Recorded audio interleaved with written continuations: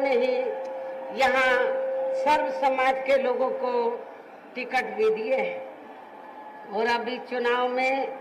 आप लोगों को अपना वोट कांग्रेस, बीजेपी, सपा व अन्य विरोधी पार्टियों को न देकर केवल अपनी एकमात्र हितैषी पार्टी बहुजन समाज पार्टी को ही देना क्यों जरूरी है, इसे आप लोगों को समझना होगा।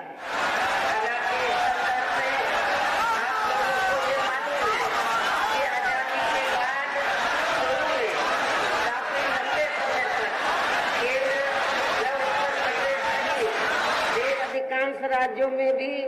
कांग्रेस पार्टी की ही अकेले यहाँ सरकारें रही हैं, किंतु इनकी गलत नीतियों व गलत कार्य प्रणाली की वजह से ही अब ये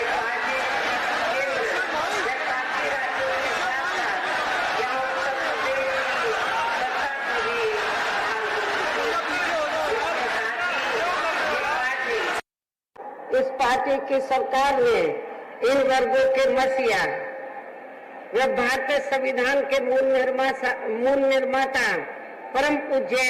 बाबा साहब डॉक्टर भीमराव अम्बेडकर को भारत रत्न की उपाधि से भी केंद्र में कांग्रेस पार्टी की रही सरकार ने इनको सम्मानित नहीं किया था, जिसके लिए वो हर प्रकार से पात्र भी थे। इतना ही नहीं बल्कि इनकी मूवमेंट को आगे बढ़ाने के लिए अपनी पूरी जिंदगी समर्पित करने वाले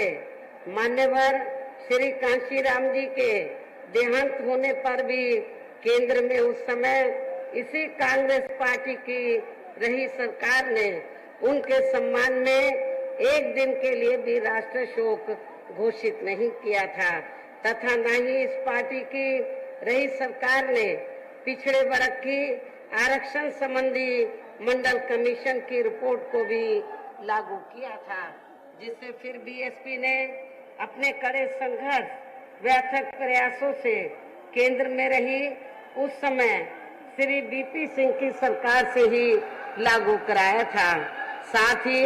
इसी सरकार ने ही बाबा साहब डॉक्टर भीमराव अम्बेडकर को भी भारत रत्न की उपाधि से सम्मानित किया गया था। लेकिन अब केंद्र व अधिकांश राज्यों की भी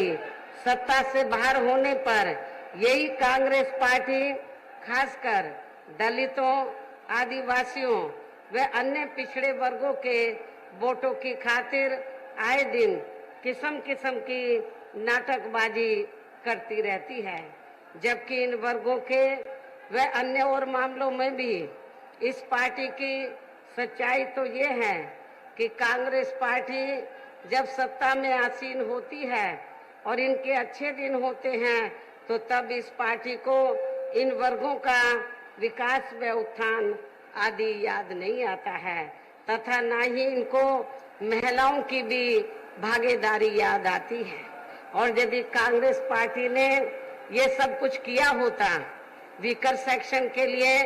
कुछ किया होता, तो फिर हमें बीएसपी को बनाने की जरूरत नहीं पड़ती। इतना ही नहीं बल्कि इस पार्टी के बाद खासकर यहाँ सपा व बीजेपी आदि की बनी सरकार में भी यूपी की जनता अधिकांश मामलों में काफी ज्यादा दुखी रही है। सपा की सरकार में तो ज्यादातर यहाँ गुंडों, बदमाशों, माफियाओं, अराजक तत्वों व सरेआम लूट खसोट करने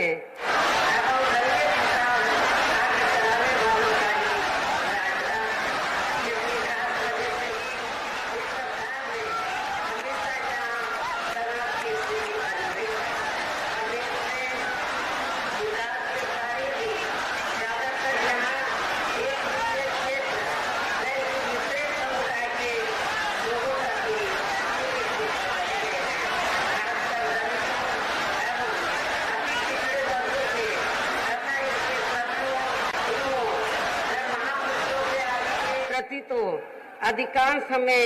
इनका जातिवादी रवैया ही देखने के लिए मिला है,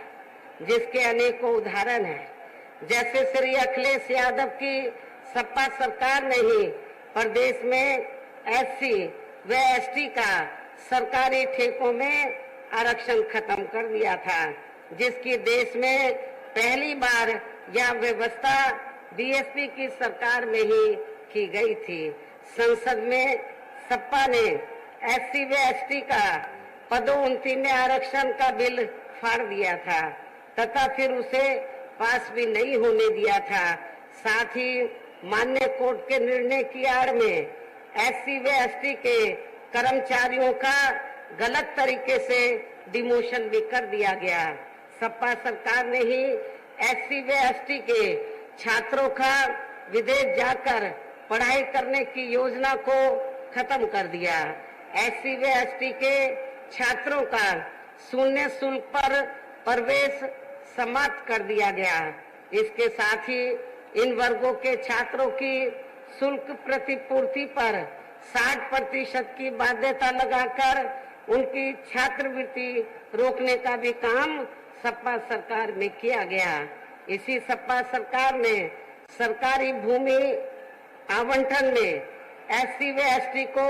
मिलने वाली प्राथमिकता को खत्म कर दिया गया। साथ ही यही सरकार एससी व एसटी की भूमि खरीदने को लेकर नया संशोधन नियम लेकर आई, जिसमें बिना डीएम की अनुमति के कोई भी उनकी जमीन को खरीद सकता है। तो प्रयागराज से आप सुन